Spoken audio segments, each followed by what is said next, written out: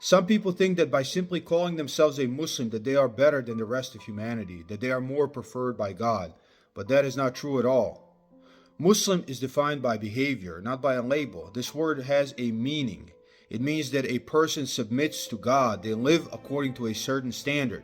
They do what God loves and stay away from what God hates. They don't lie, they don't cheat, they don't steal, they don't fornicate, they respect their parents, they help their neighbors. They feed the hungry, they help the poor, they protect the oppressed.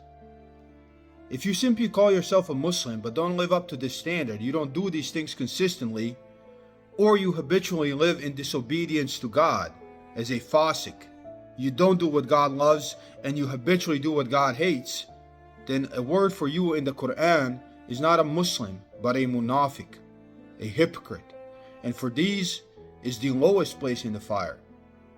So although you may think by calling yourself a Muslim you are better than the rest of humanity, unless you live up to this standard, you are worse than all of them, because God says in the Quran, for the hypocrites is the lowest place in the fire. Of course, the Muslims are not the only ones suffering from this delusion.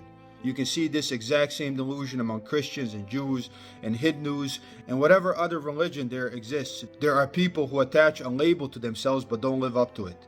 What we do defines who we are, not what we call ourselves. I can call myself a Navy SEAL or an Olympic athlete, but unless I live up to that standard, it's easy to see that I'm lying. All Muslims, wake up and live up to the standard. Read the Quran, find out what God loves, find out what God hates, and then live according to those principles. Take this month of Ramadan to help yourselves to achieve taqwa, to become more careful of your duty to God, and do whatever you can to live up to this label, because if you don't, calling yourself a Muslim is a detriment to you, not a help.